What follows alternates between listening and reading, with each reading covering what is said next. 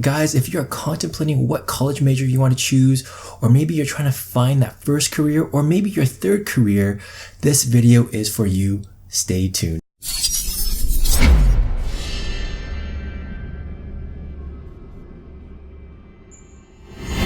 Hey, it's Brian, also known as the 101 Mentor, and today we're going to be showing you all the jobs you'd find in a typical company, in a typical organization. And if this is your first time here, I am here to help you guys create a life that you'll be proud of. We tackle all the big buckets in life, the things that really matter, such as career, wealth, relationships, health, mindset, and everything in between. I also hook you guys up with free mentoring by way of these YouTube videos. Just go to my website, 101mentoring.com, submit your question to me directly, and be sure to subscribe so that you don't miss out when I do answer your question. And of course, when you subscribe, when you like my videos, it really helps support the channel, helps support me. I greatly appreciate it. All right, let's get to the topic at hand. So when it comes to choosing the right college major or trying to figure out what career you want to get into, it always starts with the end in mind. This is something that I talk about in all my other videos, and you'll find this with other YouTubers. When it comes to choosing your major, when it comes to finding your career, it's important to know where you want to go and then work backwards from there. And then you'll figure out what education you need, what skill set you must have, or what degree you need. So it's really important to understand what your options are. And you and I both know that your options are way beyond just being a doctor, an engineer, a lawyer, or a dentist, or something along those lines that maybe your professor or your parents have taught you, but it's probably not the best fit for you. And there are plenty of options out there, but it's important to understand what they are. So today we're going to go through the typical scenario of what an organization, what their organizational chart looks like. Now, this is going to be very, very rough, very general, but it's really going to give you a really good picture of all the functions in a company. We're going to go through the major departments one by one, so be sure to watch the entire thing and get an understanding of what they all do. And while I'm going through them, try to think about which one catches your eye, which one catches your interest, so that you can dig into that a little bit later. Or if you want me to talk more about it, just let me know. Look at this beautiful org chart that I just created. Guys, this is a very general layout, but I think this gives you the big picture of what a typical company looks like and how they structure their departments. We're going to go through these departments one by one and kind of give you a brief overview of the different functions. And as I'm doing that, please note what's catching your eye, what majors could have a practical application for you. Are there majors that you're considering right now that could fit into any of these key roles? Are there any of these that really think, hey, you know what, I might be really good at this? And then also ask yourself which roles really need a college education, which ones need a master's degree, which ones might need a PhD degree. And we're going to go through that a little bit as we walk through the different functions. All right, so let's get started. Now, the first role, of course, is the president role, the CEO role, which you probably aren't going to go to just yet. I mean, you can if you are an entrepreneur, you want to start your own business. Yeah. Definitely, you can definitely be in this role. But in a typical company, you definitely see that type of person coming out of a sales role, operations, finance, or marketing. And that type of background, a business background, a sales background, or finance background can climb into the president role in a typical organization. That is the president for you, and you can see all the different branches here now. Again, this is very general. You may have different departments actually in other companies roll up under these other headings. So for example, R&D might actually fall under operations in one company, or quality might fall under operations. So again, this is very general, but at least it gives you a good idea of what roles are out there. So the first one we'll dive into now is the marketing side, and there are a ton of roles you can find in the marketing function. I've got brand management, innovation management. So this is the role where you're working with different accounts, different types of product lines. You may be looking at ways to improve the existing product line across a specific brand and looking at the new trends, the existing trends, how to improve your current offering and managing that account. But if you're looking at brand new innovation, looking at what is the next trend, what are the new products you can develop, then this is more on the innovation side. Business intelligence, this is about looking at which companies are doing well, what brands are doing well, and there is data about how well they're selling in different channels. So for example, you can look at how a particular brand is performing online on Amazon or in conventional stores or grocery stores or malls, things like that. There's all this data out there that you can purchase, and then you have to analyze. And that's what business intelligence is. And from there, you can see how your product or brand is doing in the market, or you can see how other brands are catching up or not doing so well. You can see if you're actually making gains on them. So that's what business intelligence is. PR, public relations. This is about how you express yourself to, or how you communicate to your consumers, to your customer base. Events, if your brand wants to throw different functions, if they want to do some major events, maybe they want to do a sponsorship deal, maybe they want to host or be a huge sponsor for the next UFC, for example, or maybe they want to do a huge viral campaign. You want to create these events, or maybe you want to do a show at an expo. You need a team of people to coordinate all of those things, to create the banners, to go find out venues, to go get the equipment, to coordinate all of that. It's a huge undertaking, and so you definitely need your own department for that, and that might be of interest for a lot of you guys as well. E-commerce could be something like creating the website, having like your own storefront, tracking the clicks, tracking who's purchasing, what are the drivers for a purchase, or how do you get more people to go to your website, the traffic flow, all of that stuff. That's e-commerce. I put an asterisk here because I put this under marketing. It could actually be its own branch reporting to the president. I've seen that in other companies, especially in this day and age where e-commerce is just so popular. It's its own animal, it's its own beast. It doesn't fall under the traditional marketing techniques and strategies anymore. So it has become its own thing. And of course, you've got web design, you've got product design, you've got the design of all the packaging and advertisements, right, that you put together, the right font, the right language, all of that stuff. So you need a team of designers to do all of that for you. And then of course you need copywriters. And copywriters, if you don't know, are the guys that actually write the slogans, the marketing terms, the marketing phrases. That is so important to brand your product, to position your product, to tell the consumer what makes your product so different. So again, here's just a snapshot of what marketing does. It's all of these things. Of course, these are their own departments, their own leaders, managers that lead them. It's a very, very diverse function, right? It's not just advertisement. It's not just to brand your product. There's just so much that goes into marketing as a whole. And hey, you might be gunning for a marketing executive job. So you can see all the things that go into it. And you can start from any of these and then kind of work yourself up. Typically, you see the brand management, innovation, account managers, that type of thing really climb up that ladder there. When it comes to finance, I don't have a finance background, so my scope is quite limited. Hopefully some people with more finance information or education can definitely pipe up and leave their comments in the comment section down below. You've got your accounts receivable, your accounts payable, tracking all the payments that the company needs to do. You got to pay their suppliers, they got to pay their employees, all of that stuff. And here are all the payments that come into the organization. So it's about tracking all that money coming in and all the administrative activities tied to it. And then you've got financial planning and analysis. And this is really more about looking at the entire operations as a whole. Is your company making money? If you were to produce product for the next 6 months, do you have enough raw materials? If you don't, how much more do you need? Or maybe you've got a surplus of inventory already. So it's about analyzing all of that stuff and figuring out, how do you keep your inventories low? How do you keep the business churning? How do you keep your operations costs low? And it's really about understanding what your forecasts look like, how much inventory you have to build out over the next 6 months to a year. What does the next 2 years look like? All of that. And then that will help drive the whole analysis. And that's why I have forecasting here. I've also put under IT. IT, you're also starting to see under finance. And this is quite common now, where you do have the IT reporting under finance, because a lot of this information needs to have the right IT infrastructure to put all that together. IT could also live in its own function, reporting to the president as well. But I do see finance and IT tied very, very closely, and I have seen that before. Operations is the day-to-day stuff. How do you run the business? How are you getting inventory out? How are you buying materials or ingredients? How are you shipping the products out? So that's what logistics is. This is really around shipping. How do you get your product from the manufacturer or from a distributor over to another person's distributor or to your customers. That's logistics, that's your shipping by boat, that could be by air, that could be negotiating the contracts for it, all of that stuff. You got actual production, so you're managing that. Again, you really want to make sure you're using your line times properly.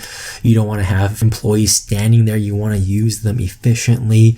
Procurement, that is actually buying all the materials. This could be buying your packaging materials. It could be buying labels. This could be buying raw materials, and then also negotiating the contracts and finding the right price. It could be finding new suppliers. It could be anything and everything. Procurement is a really interesting department. I think your negotiation skills need to be top notch. You have to have a good networking skills. Some people say it's like shopping with someone else's money. Project management. Every time you guys want to launch a new project, a new innovation, a brand new concept, you need someone to manage, get all these guys together, keep them on track, make sure the entire project across all the different functions, that everyone is doing what they're supposed to be doing by the set time frame.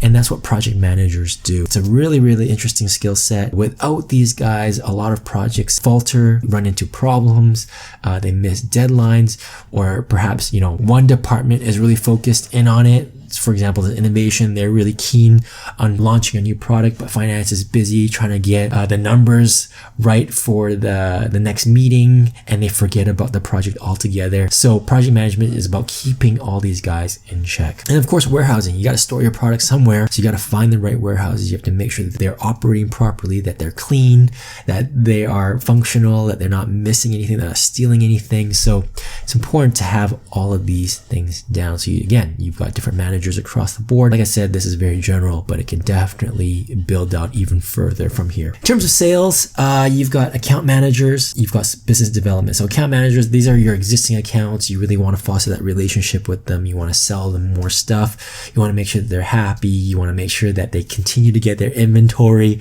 on time. So that's that relationship, is maintaining that relationship and making sure that you continue to foster that business with them. If you're looking at brand new accounts, seeking absolutely new customers altogether, that's where you're looking at business development. This is where you have no relationship with them and you need to create that relationship with them. Whereas account managers, you already had that relationship established. It's about fostering it. If you want to go international business development, you can definitely do that. That's about understanding the international requirements and then taking your business internationally. This is a very complicated, underestimated role. I think a lot of people think that they can just sell their product internationally. The one product that they sell that is successful in North America can go everywhere in the world. It is not that simple. It is a very costly and high in investment type of activity. And so it's really hard to understand the point of view of the target market because we're so focused on what we know here locally, but it's definitely an exciting and high opportunity for growth environment. Order desk, it's exactly what it is. People may want to order from you directly. They call a 1-800 hotline, get you on the phone, and they want to put an order in. So you definitely need people to do that and manage that. Sales planning and strategy. This is about understanding the entire business picture. What are my target dollars for the year? I have to sell $1 million worth of stuff or get $1 million worth of profit. How am I going to do that? And you'll be working closely with all these functions here to figure out that strategy. You're going to look at who your prospective customers are, who your new business development prospects might be. It's exactly what it says, sales planning and strategy. Again, you're looking at your operations. You're looking at how much inventory you've got. You're going to look at, do you have too much inventory of one product? Do you have not enough inventory of another? Production look like over the next 6 months? So again, you're working with these guys, you're working with forecasting and finance team and figuring out a strategy over the year to get your $1 million in profit. When it comes to quality, this is one of the roles where I feel like it's like a fabric in everything else that we do here, right? It's about having the right quality across all the functions, and then together they build the quality for the entire company as well as the quality of the finished product. But if we look at specific to the product manufacturing, to the finished product itself, quality typically consists of an auditing function. I mean, if you're going to go to these warehouses, you're going to use these warehouses or manufacturing facilities, you need to audit them. You need to be on the ground and actually see what they're doing. You can't trust their certifications. You can't trust what they tell you. You need to actually be there to verify that what they're telling you is true. Trust me, guys, if you do not audit, you will be really hurting yourself. And I've seen Some companies, they say one thing, but they do the exact opposite. So auditing is absolutely key. Supply chain. If procurement's going to go out there and buy these materials, again, they need to be of good quality. They need to be manufactured properly. They need to be safe for consumption, for example, or they need to be consistently hitting their specifications. So you want to understand the entire supply chain. So quality definitely has a role across the entire supply chain there. Your product does any testing. You need to figure out, what are you going to test for? What are your limits? How often do you test? You're going to need someone that understands the product and set their specifications and your testing requirements based on that. When it comes to food or pharmaceuticals or veterinary drugs and things like that, you're going to need a microbiologist. You're going to need someone that understands what are the microbiological hazards. Can someone get sick from eating your product? What is the right amount? What is the allowable amount of particular microbial bioburden? There's going to be some amount that's in everything, in oranges and apples that you buy or spinach that you buy. There's going to be a certain level of amount, but there's a certain number that is allowable and there's a certain number that's actually going to be hazardous. So it's really important to have a microbiologist there to help you. You also need someone to help with consumer complaints. Sometimes people get sick from using your product, or they get hurt from using your product. You need someone to go and investigate what happened and to rectify that problem. Manufacturing certifications, you need some people to actually go get certifications. If you are going to say that your product is GMP certified or that it's FDA approved or something like that, you need to go call FDA and make sure they come in and inspect you, and then make sure you have everything in order so that they can put their stamp of approval. And again, when it comes to food or supplement manufacturing, which is my expertise, you need someone with a food safety background. Again, this is looking at what can be hazardous, what can actually hurt someone, all the programs and things that need to go into it. So for example, if you got a warehouse, operations guy's just going to go for the warehouse that's close by, that's cheap, that's easy and convenient for trucks to get to. However, a food safety person might look at it and say, well, maybe there are rats in there. There could be birds in there. There could be bugs and infestation in there. How is that warehouse actually tracking all those? How are they cleaning their warehouse? So an operations guy might not see that, whereas a food safety person will look at that. So that's why I think, quality really permeates all of this, because brand manager wants to launch a new ingredient. Again, quality needs to make sure that that ingredient is actually permissible and safe for consumption. Jumping over to legal, I guess that's pretty straightforward. You're talking about people that have a law degree here, heading that department up, but then you've got regulatory affairs, which again is my background. You've got some functions that are government relations, so they would work closely with Washington, D.C. They would work with the government to look at, new laws, to help lobby, to anti-lobby, and so on, to build those relationships with different people in the government to help your cause. I mean, if you feel that your company is really doing everything it can, is revolutionary with regards to protecting the environment, you want to make sure that the government people know that and that they put the right laws in place to help support you. You may need legal to review all your contracts. If these guys are finding new suppliers, if these guys are using consultants, if sales is building a relationship and wants to establish a working relationship or working contract with a customer, you need legal to review those contracts. Same with marketing. If you've got the marketing team wanting to say XYZ on their products, they want to position it this way, they want to use a certain ingredient, is it legal to do so? And again, legal might also permeate everything we do, just like quality here, because they may have to review a lot of this information to make sure that everything that they're doing is by the book. And one of that function is comms and PR. I do have PR here in marketing. Legal needs to review that. I mean, they want to make sure that what you're saying is truthful, not misleading, and doesn't put the company at risk at all. Moving on to HR, you've obviously got an administrative role. This could be your assistants, executive assistants. This could also be payroll, recruitment, could be establishing culture, finding your mission statements and things like that. They could be hosting events. They could be looking at ways to really help bring in new compensation, new benefits for the employees. How do you make your workplace even better? Maybe they're looking at doing surveys and see where they stack up compared to other competitors, doing all that they need to do to make it a better work environment for all their employees. And then up here, you've got R&D, research and development, and they're looking at brand new products. They want to innovate. They want to see what the new things are, what are the new trends. How do they create a product that capitalizes on that? Or maybe they could be formulating or reformulating an existing product, or tweaking or refining an existing product that is doing very well in the market, but because of competitive pressures, they need to make it even better or to provide a cost savings. There might be certifications from a consumer benefit. Maybe not just about food safety certifications, but maybe they're trying to say that, this product is organic, or this product is non-GMO, or some other environmental benefit certification. That could be something, or sustainability certification. That's what these guys are looking at. And they could also be subject matter experts, such as doctors, naturopathic doctors, nutrition scientists, those types of experts that help look at what are the future trends. They can see what works. They can see what is providing promise from their clinical practice, and then you can create a brand new product out of that. So there you go. And so, when I look at it in terms of education, in terms of requirements, not all of these roles require formal education. You don't need to go to college. You don't need to spend $100,000 in a degree. Some of them you might need to. For example, finance, marketing, legal. You obviously need to have some sort of degree. Legal, you obviously need a law degree. Finance, you need to have a financial degree. That stuff is standardized. But if you look at sales, if you look at operations, they don't necessarily require a bachelor's degree in college. If you look at marketing, yeah, you are going to need a college degree to get your foot in the door. If you look at quality, yes, you're going to need a bachelor's degree to get your foot in the door. In some cases, maybe some roles in HR, you might not need to. So, and guys, these companies out there, they pay well, right? Some of these big companies that you see on your store shelf, a Kellogg's, a Heinz, a Procter & Gamble, they're going to pay well for even roles in events, right? Like when you're just coordinating events, if you're just in PR, like they're going to pay well because they want to have the right talent. Some of these roles don't require a college education. So it's just something for you to keep in mind. But of course, there's going to be a lot of roles here that do require a college education, which is why choosing the right college major is so important. But hopefully this does give you an idea of what's out there. I really want to hear from you guys. What's catching your eye? What's piquing your interest? Is there something that you're leaning towards? Or maybe there are going to be some roles here that you definitely know you want to stay away from. Maybe you're not a science person, so quality is totally out for you. You don't want to do anything with R&D.